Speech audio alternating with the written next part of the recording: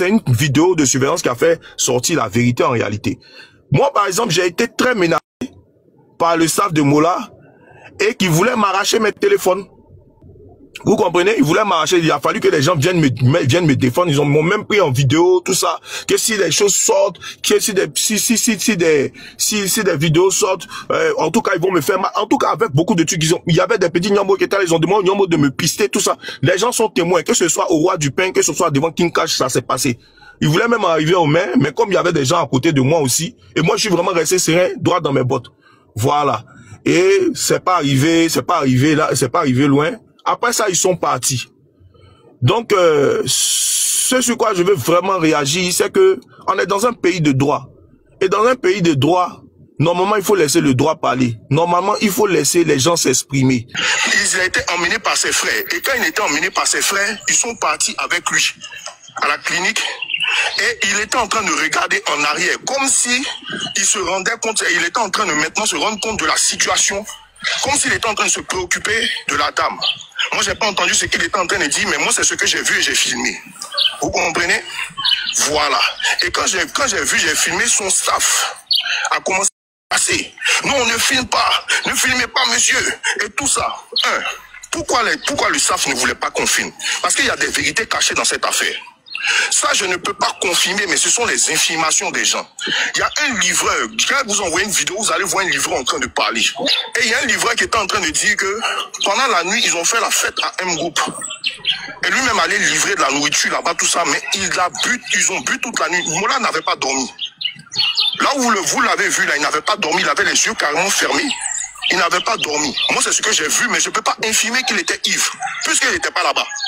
Donc, on dit ce qu'on voit, on dit ce qu'on sait. Quand tu es avec quelqu'un, tu l'as vu prendre un verre. Mais sur ces réseaux, selon certaines indiscrétions, il paraît que la même nuit, les gens l'avaient vu avec des coupes de champagne et tout. Mais ils ont supprimé sur ces réseaux. Pour ceux qui ont vu. Voilà. Donc, moi, voici ce que certaines indiscrétions ont dit. Mais regardez ce qui s'est passé, c'est que au feu de, comment on appelle ça, pour ceux qui connaissent, avant Coco Vico, on appelle le coin là Shawarma Plus. Shawarma Plus Mandela. Il a partagé, vous voyez, il y a des enfants qui sont sur la route, qui nettoient les vitres et tout. Pareil qu'il avait partagé 10 000 aux enfants là-bas.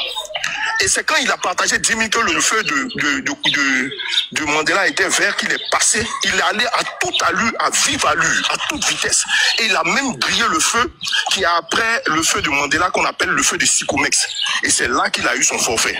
Parce qu'il ne pouvait plus maîtriser la voiture, il partait à vive allure. Mais de la façon dont la voiture, il a percuté la dame, il a perdu le contrôle. Moi, je peux dire qu'il y a deux cas, mais ce ne sont que des spéculations. Soit, en perdant le contrôle de la voiture, étant fatigué, peut-être qu'un petit sommeil il a pris. Ça peut arriver. Moi, j'ai mon beau-frère qui a fait un donc comme ça, c'est un sommeil qu'il a pris, et puis la voiture allait en arrière. Peut-être qu'un sommeil il a pris, il a perdu le contrôle. Peut-être aussi que c'est un problème technique. Personne n'en sait la vérité. Mais ce qui est sûr, c'est qu'il est venu là percuter la dame. Et voici quand il a percuté la dame, il y a eu des dégâts matériels et il y a eu des dégâts humains. La femme gisait dans son... Comme je disais, les pompiers sont arrivés 50 minutes après. En temps, il y a un peloton mobile à Angré 22e. Pour ceux qui connaissent Angré 22e, le 22e arrondissement, il y a un peloton mobile des pompiers qui est là-bas. À Angré-Chu, qui est en temps de Angré 22e à Sikomex, c'est pratiquement 5 minutes. 5 minutes en voiture. De Angré-Chu à Sikomex, on est pratiquement à 8-7 minutes en voiture. Donc il y a deux pelotons au niveau des sapeurs-pompiers. Mais les sapeurs-pompiers sont arrivés 50 minutes après.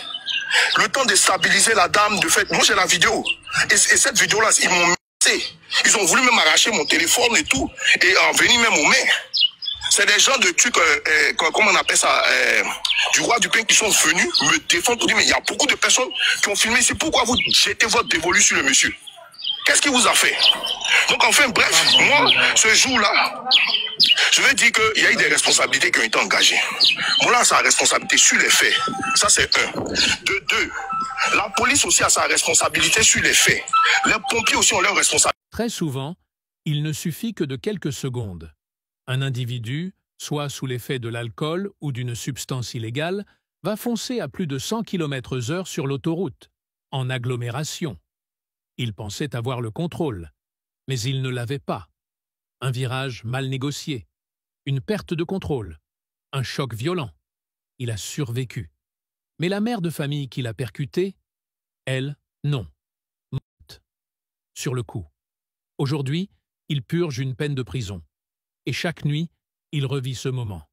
Conduire en état d'ivresse, ou sous une quelconque influence, ou même quand on a sommeil, ce n'est pas juste illégal. C'est jouer avec la mort. Rouler vite, ce n'est pas impressionnant. C'est mettre la vie des autres en danger. Ralentis, rentre sobre, sauve des vies. Parce qu'il suffit d'une seule minute pour briser une vie entière.